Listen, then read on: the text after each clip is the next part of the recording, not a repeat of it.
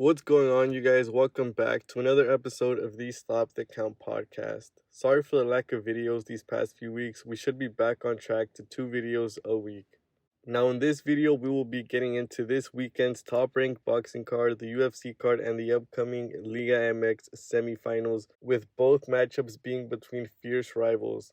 The first being Monterrey, and they go up against crosstown rivals Tigres in the Clásico Chico, porque nunca van a ser grandes estos dos equipos. And the biggest Clásico in the world, América going up against Chivas, El Clásico Nacional in semifinals. Yes, these are probably going to be the best semifinals we've seen in a while coming out of the Liga MX. Now, Monterrey and Tigres will be playing Wednesday and Saturday, and Chivas and America will be playing Thursday and Sunday. Now, what a past couple of weeks in soccer for me. I'm an AC Milan fan, and they're facing fierce rivals Inter in the Champions League. And yes, they did lose the first leg and are currently playing the second leg by the time this video comes out. So hopefully something can change. And Chivas, of course, had probably their most important Clásico against crosstown rivals Atlas, where they lost the first leg but were able to win the second leg. And now they face probably their biggest rival, America, in the semis to see who goes on to the finals. Now we'll be getting into the UFC. Now, it's not a good card at all. I'll really only be paying attention to the last two fights, those being Edmund Shabazian versus Anthony Hernandez. Now, Edmund has been on a slide, losing 3 of his last 4 fights, and I believe his last win wasn't his last fight. While Anthony is 3-1 in his last 4 fights, his last loss being 3 years ago to Kevin Holland by knockout. Despite what their last couple fights may say, this is a close match, but I think the grappling will be Anthony's biggest key, and that will lead him to victory. Now for the main event, mackenziedern versus angelahill. I'll start off by talking about Angela. Now she has a record of 15 wins, 12 losses, and she is a very active fighter. She fights usually 3 to 4 times a year. Now Angela is mostly a stand-up fighter with little ground game, while in a matchup like this, it's not the best thing. Angela does have decent takedown defense. Now Angela also does a really good job pressuring her opponents. Now we'll be getting into mackenziedern. Dern comes into this fight with a record of 12 wins, 3 losses, with 7 of those wins being by submission. Now her last fight was a loss, and in her last 3 fights she is 1-2. Now Dern is the daughter of one of the most well-known BJJ instructors, Wellington Diaz, a 7-degree coral belt in BJJ. Now, the striking really favors Angela, as at times Dern tends to lunge into her punches and forgets about the counters coming back her way. Dern also tends to at times just want to exchange punches with her opponents. Now Mackenzie also just tends to pull back from punches, which is not the best, as Dern doesn't really keep a good distance from her opponents and she really smothers her opponents. But when it gets onto the ground or clinch, Dern is one of the best, male or female. Now for who I have winning this fight, I believe it will be very close. The groundwork will be the biggest key here, and Mackenzie will be able to pull out the submission victory. Now, getting into the top ranked boxing card, I'll start off by mentioning a few prospects. First, someone I was really high on, but from some news that recently came out about Floyd Cashflow Diaz, it really doesn't look good. As it came out, Top Rank wanted Cashflow to fight Arturo Cardenas, and Cashflow was already adding weight clauses, first accepting the fight with Arturo moving up in weight, and then Cashflow wanted a catch weight, which was also accepted by Arturo and his team, but that still led to Cashflow pulling out of this fight in total and wanting another lesser opponent. Now, I'm not saying Cashflow was scared or anything, but to start your career saying you wanted to be a world champion by the age of 20 to rejecting a fight with a good prospect, it's not the best look for you, and it's not a good thing for us boxing fans, as it shows the kind of fighter he will be in the future if he actually gets some power. Now, for 2 prospects I have mentioned before, and I will keep on mentioning, the first being Emiliano Vargas, another 4-round fight for him. Hopefully we can see improvements in his defense this fight. And next, Abdullah Mason. His last fight was a quick first-round stoppage. Hopefully this opponent can test him a little more, and it will be an 8-round fight. Now for the pay-per-view main card, it's starting off with a great fight as Raymond Murataya is being tested by Jeremiah Nakatila, Now, this fight will either solidify Jeremiah as a lightweight contender or let the world know that Raymond Murataya is here to stay.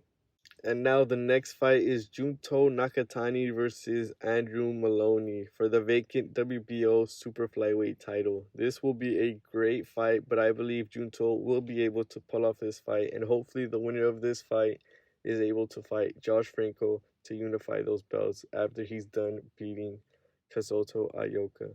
Now, the co-main event is a rematch from about 4 years ago. It will be Oscar Valdez versus Adam Blue Nose Lopez. Their first fight ended in a win for Valdez, and I don't see this one ending any different.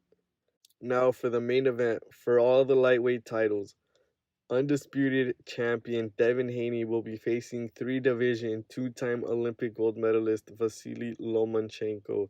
I'll start off by talking about Loma. He has a record of 17 wins, 2 losses, with 11 of those wins coming by knockout.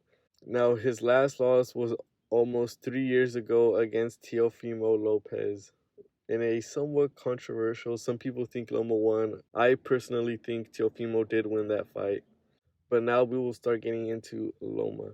First and foremost, something anyone should know is Loma is a slow starter, and that was shown in the Teofimo Lopez fight. But the one thing that sets Loma apart from everybody else is probably he has the best ring IQ since Floyd Mayweather. Loma always has his opponents thinking with either with his feints or his footwork.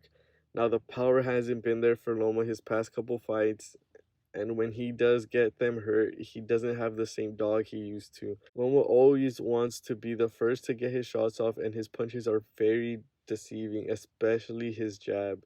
He usually does keep a high guard, but when vintage Loma comes out, those hands are lower than anything. Loma's last opponent, Jermaine Ortiz, has a slightly smaller body build than Devin Haney, and Devin has already stated that he will be going up more than 20 pounds prior to the first bell, and Loma was struggling at first until Jermaine started to slow down and get tired.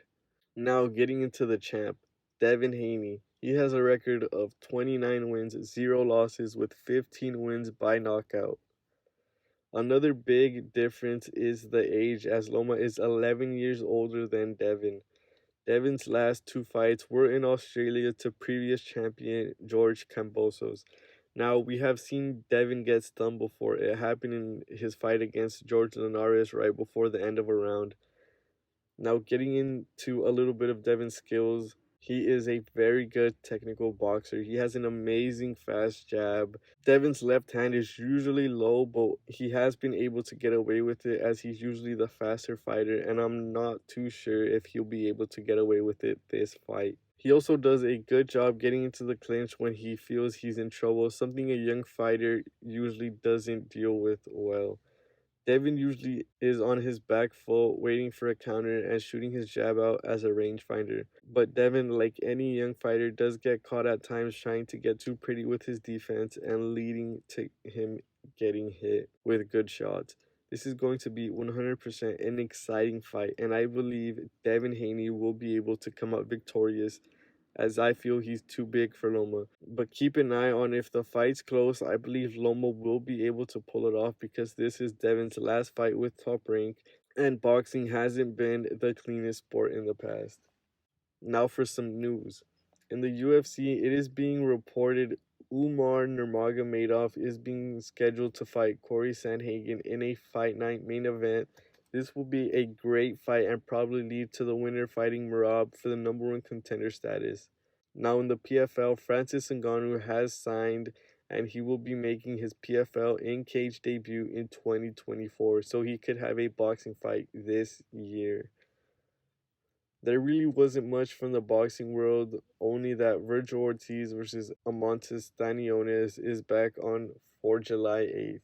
Now for the Liga MX semifinals, I'll talk about both legs in this video as I believe I will not be able to make a video about it later on in the week.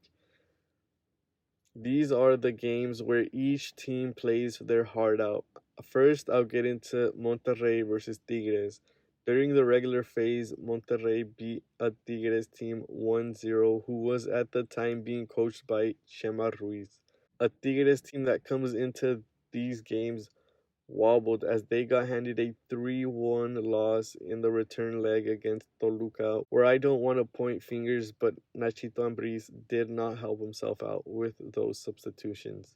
Now, Monterrey comes into this game with having beaten Santos 2-0 after drawing the first leg. Now, my prediction for this first leg, it would be a 2-1 victory for Tigres as they are playing at home. This meaning the second leg on Saturday, Monterrey will come out to kill, but an all-out attack by Monterrey will be met with Tigres' amazing attacking players, and this game will end in a 1-1 draw with Tigres getting the pass to the final of the Clausura. Now I'll get into the biggest sporting event of the weekend. The Clásico of Clásicos will be going down. It should have happened in the finals, but this is the next best thing. In the regular phase, America pummeled Chivas 4-2, but honestly, it could have been 7-1 if America wanted to. There was also the moment that will live with us Chivarmanos forever, and that is Henry Martin simulating himself taking a piss on our porteria. America comes into this as everyone seeing them as the favorite to win the championship, and they've been on fire lately. They did lose to San Luis last weekend, but now for Chivas. I just ask for each player to play with balls and defend the escudo until the final whistle. Now, as for how I want to see Chivas play, they need to put a more natural striker in. Playing Pocho in a false nine really limits him and wastes what he's best at, and that is controlling the midfield, making everything mesh well. Do I believe this will happen? No. I believe the lineup will be the same as the previous game against Atlas, and then we hope we could see Pocho finally making a difference in the Liga. Now, for who I have winning these games, I believe this game on Thursday will end in a 1-1 draw, and that leads to both of them going for the kill at the Azteca, and this will lead to Chivas winning the second leg by a score of 2-1, setting up a Tigres versus Chivas final. As for AC Milan, I just hope they're able to play a good game against Inter and hope for a 3-0 victory. The chances are slim, but there is hope. Thank you for staying until the end. Don't forget to like and subscribe and follow me on Twitter at StopTheCount10. See you guys next week as we talk about what went down during these events.